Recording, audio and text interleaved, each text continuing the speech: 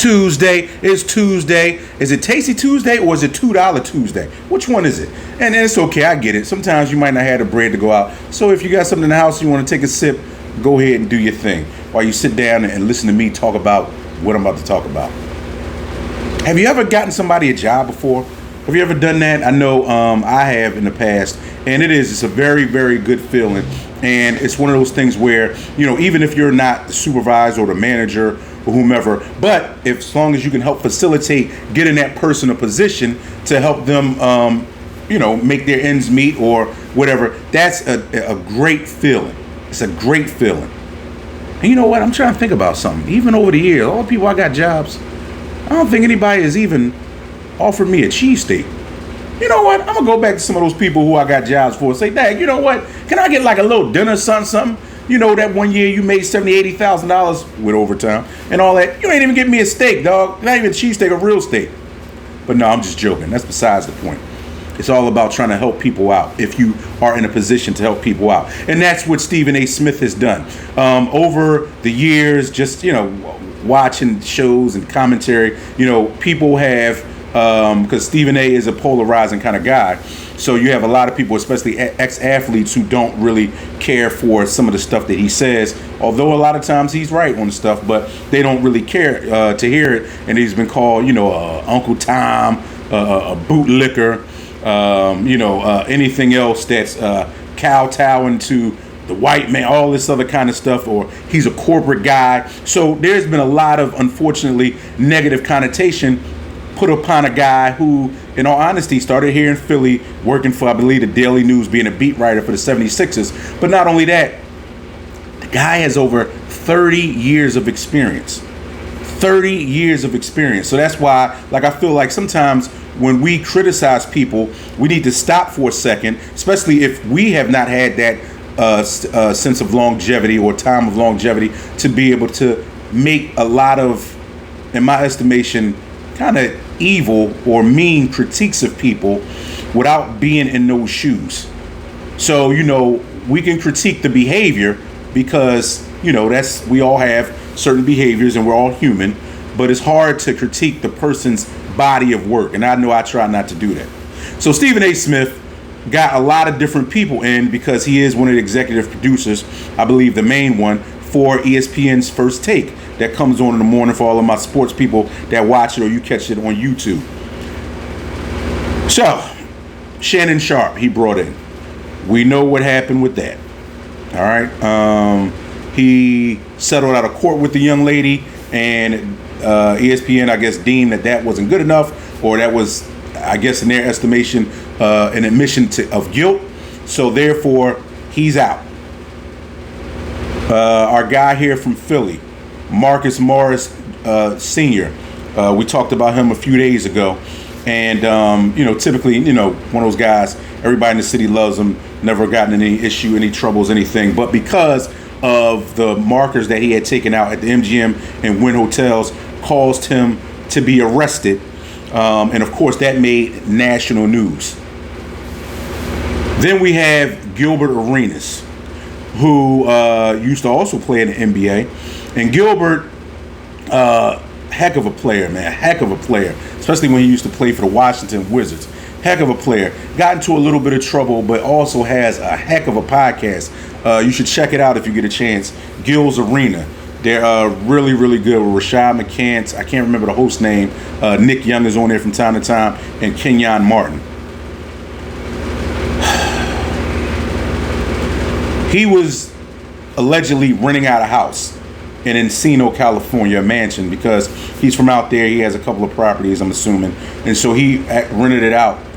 But here was the part that, just going from the pictures and from what when they did the raid said, they were doing illegal gambling in the house. And so not necessarily that he was there, but he owns the house, and they were doing illegal gambling. And so, they said there were security outside, guys outside, with guns, I'm assuming visibly, because, in that lifestyle with those guys doing the gambling, there's a lot of money being exchanged. They said that they had women there to comfort them, whatever that may mean. They also had bartenders. So They were basically running their own small casino. So the other day, and I saw it, and Gilbert, he came running out, and he was kind of like, hey, look, I ain't do it. I'm not, I'm innocent, Aaron. Then he had some hashtags like, I'll snitch and I'll do all this other kind of stuff. Well, he's currently looking at 5 years per count because there was some illegal gambling. And once again, as I always tell you, you can go and look it up and fact check it.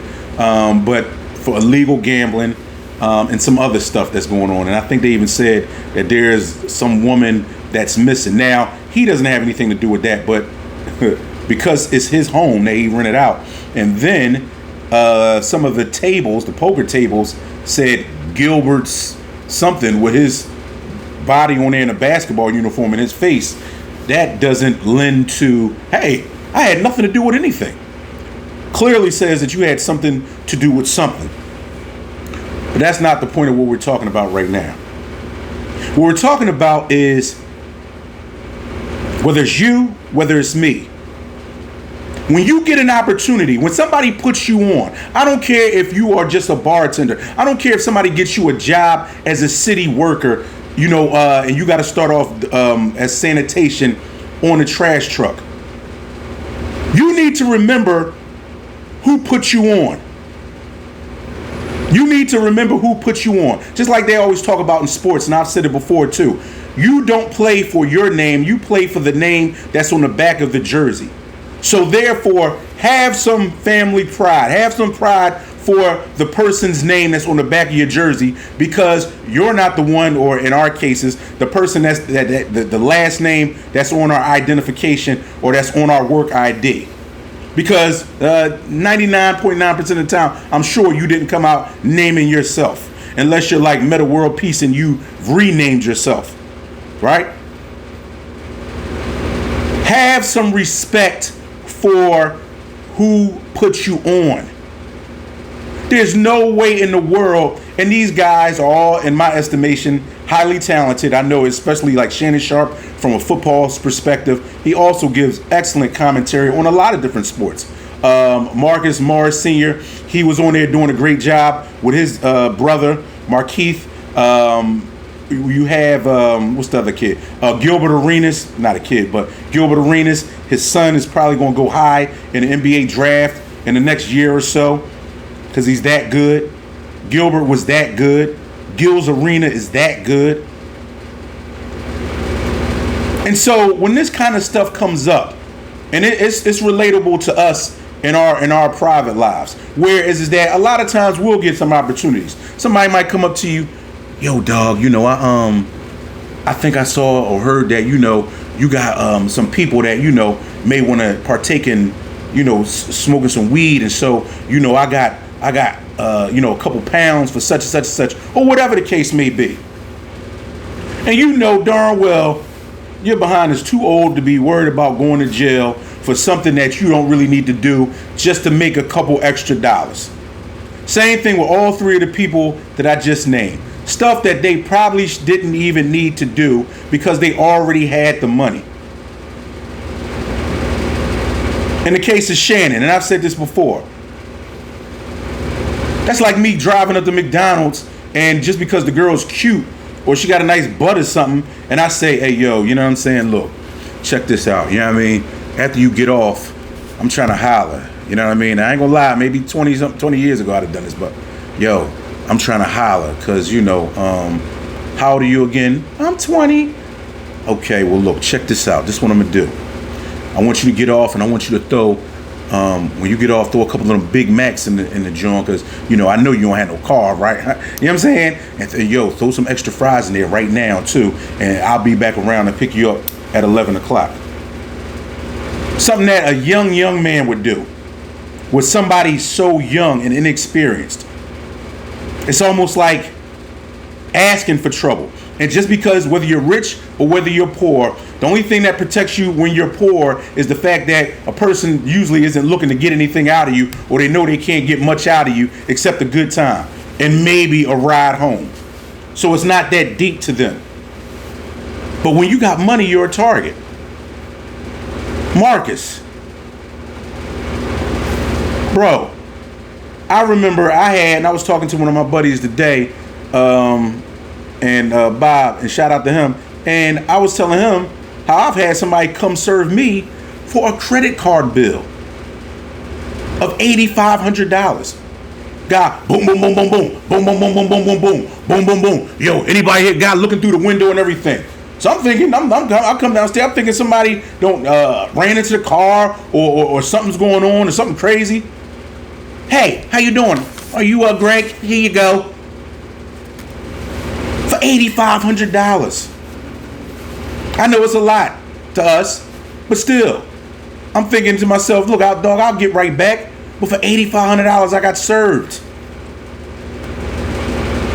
So why would you think that if you owe somebody almost or over $250,000 that nobody's going to come looking for their bread? You're on a national show. Stephen A. or whomever, because I'll just assume it's Stephen A. till I hear otherwise, has put you in a position to continue to, make money, to do things that, continue to help out your situation. And it was a beautiful thing. I said, yo, that's dope. The two twin boys from Philly on there. Philly represent, definitely. And shout out to you too, Angry Gangster. I appreciate you subscribing today. But, I'm just saying, you're on a internationally shown show, TV show. I don't know what the contracts are, but I'm sure he's not sitting up there for no $5,000 a week, $3,000 a week. I know it has to be a baseline of a certain amount of money that they're getting. And then they had to come arrest him because he did a podcast. Go check that out too. Him and his brother have a podcast. You got to look it up. And he kind of explains the situation. But they embarrassed him in front of his family. And I can see if it was like a month or two. This is something allegedly from last year, over a year ago. You can't run around owing nobody that kind of bread from over a year ago. And then Gilbert, Stephen A., when you get a chance, go to his podcast. He talks about it. He's dancing around. He's playing NCAA, the football game. And, it's just real. And it could be a defense mechanism. It could be really that he's a little worried about it. But even still. And a lot of times in these situations, we don't have a lot of room for the games. We don't. Especially us black guys that are supposed to be in positions of leadership. And that's not to say that anybody can't go out here and make a mistake. I can make a mistake. You can make a mistake. Anybody can make a mistake. But where is the level of accountability when these mistakes get made? Why doesn't anybody want to take accountability and just say, yo, my bad? Even with me with the credit card situation, I didn't like that the guy was knocking at the door, but that's my fault. That is my accountability. I have to take accountability for that. Whether I actually made the charges or not, just, until I'm proven innocent or guilty. But either way, I'm accountable for that. I just shared that with you. I am accountable for that. And none of these guys' situations, whether it be Gilbert, Shannon, or Marcus, none of them have come out to the public that the public has supported them and say, yo, I apologize to y'all. Like, what is up with these people? I apologize to y'all, the ones that, because the advertisers see all of the views, because the advertisers see that we're tuned in and watching these guys, that yes, you do owe a sense of apology to us because you're doing things that go against what regular people that have morals should be doing. And is it your life? Yes, it's your life. But your life is great, just like even the guys that play in the NBA and NFL. Oh, well, you didn't play it, so you don't understand it. That is true. But guess what? Who would want to play the NBA in front of nobody? Guess what it would be? It would be just like how you was when you was running ball out at the park, playing in front of just your friends and some chicks. So everybody plays a part in it. Because remember, before you became an NBA star and NFL star, you were a fan. And it just disheartens me that these guys, and they're all of a certain age, over 30, I think over 35, Shannon's over 55. We have to start taking accountability and saying to people when these things happen, whether a person perceives it as right or wrong, Say, hey, listen, man, not just apologize to your family, apologize to the people that are looking up to you. Apologize to the people that want to be you. I'm old here. I'm 51. I don't want to be nobody except myself. But there's a lot of other younger people that look up to you. There's a lot of other people like even me. For Shannon, I used to look forward to seeing Shannon's takes on ESPN because in my estimation, he was the only one who would go toe to toe with Stephen A. and actually outshine Stephen A. in my estimation a lot of times because of his knowledge base.